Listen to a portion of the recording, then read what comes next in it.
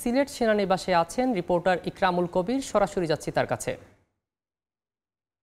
আন্তর্জাতিক শান্তি সংঘ জাতিসংঘ শান্তি রক্ষা দিবস উপলক্ষে সিলেট সেনানিবাসে একটি বর্ণাঢ্য আয়োজন করা হয়েছে। আমরা এই মুহূর্তে আছি সিলেট সেনানিবাসে এবং সিলেট সেনানিবাসের 17 পদাধিকের পক্ষ থেকে একটি বর্ণাঢ্য আয়োজন করা হয়েছে। বর্ণাঢ্য আয়োজনের মধ্যে রয়েছে প্রথমেই বেলুন উড়িয়ে এবং শান্তির প্রতীক পায়রা উড়িয়ে এই দিবসটি আর সূচনা করা হবে এবং এখানে সিলেট সেনানিবাসের এবং 17 পদাতিক ডিভিশনের সব কর্মকর্তা এবং সৈনিক এবং সহ যেই Sylhet Jalalabad cantonment school and কলেজের শিক্ষার্থীরা এসে জড়ো হয়েছে এবং আন্তর্জাতিক জাতিসংঘ শান্তিরক্ষা দিবসে কর্মরত সদস্যগণ মোতায়েন উপলক্ষে এই দিবসটি পালন করা হয়। প্রতি বছর এই দিবসটি পালন করা হয়। সিলেট এরিয়া ও 17 পদাতিক ডিভিশনের সার্বিক ব্যবস্থাপনায় এই সিলেট সেনানিবাসে আন্তর্জাতিক জাতিসংঘ শান্তিরক্ষা দিবস উদযাপন করা হচ্ছে এবং এই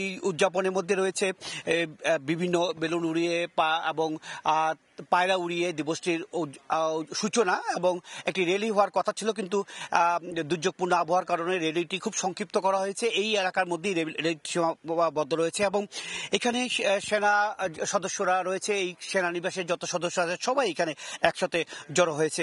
জাতিসংঘের অধীনে বিশ্ব শান্তি প্রতিষ্ঠায় বাংলাদেশের একযোগে কাজ করে যাচ্ছে। সেনাবাহিনী 1988 সাল থেকে, নৌ ও বিমান বাহিনী 1993 সাল এবং পুলিশ বাহিনী 1989 সাল থেকে শান্তিরক্ষা মিশনে বিচক্ষণতার সঙ্গে স্থানীয় প্রশাসন ও সরকারকে সহায়তা প্রদান করে যাচ্ছে এবং সেই এই দিবসটি উপলক্ষে যেই বর্ণাঢ্য র্যালি রয়েছে এবং এই বর্ণাঢ্য আয়োজন, সেই বর্ণাঢ্য আয়োজন কিন্তু এবার প্রথম নয়, এটা আমরা প্রতিবারই দেখে থাকি। আন্তর্জাতিক জাতিসংঘ শান্তিরক্ষা দিবস খুব বর্ণাঢ্যভাবে উদযাপন করে থাকে এই সিলেট সেনানিবাসে।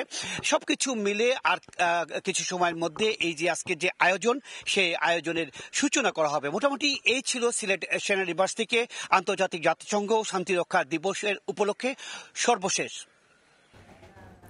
সরাসরি যুক্ত ছিলাম সিলেট সেনানিবাস থেকে।